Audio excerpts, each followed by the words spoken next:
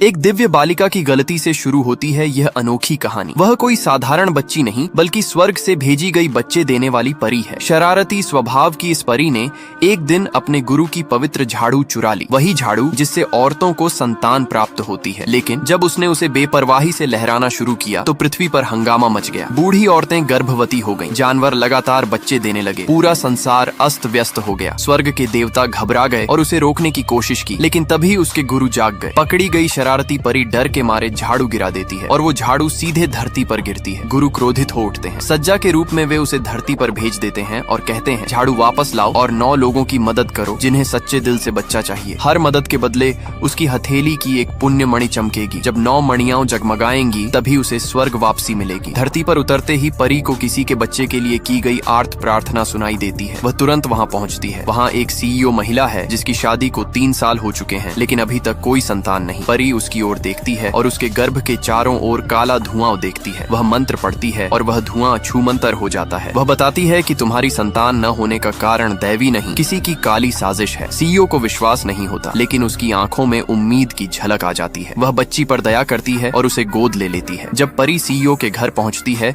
तो वह देखती है कि घर जहरीली अंधेरी ऊर्जा से ढका है। वह फिर मंत्र पढ़ती है और घर तुरंत शुद्ध हो जाता है। घर के अंदर वह 2 जुड़वां आत्माओं को हवा में तैरते देखती है जो सीईओ के गर्भ में जन्म लेने की प्रतीक्षा कर रही हैं, पर किसी कारण से अंदर नहीं जा पा रही। परी उन्हें गर्भ में भेजने के लिए जादू करने लगती है।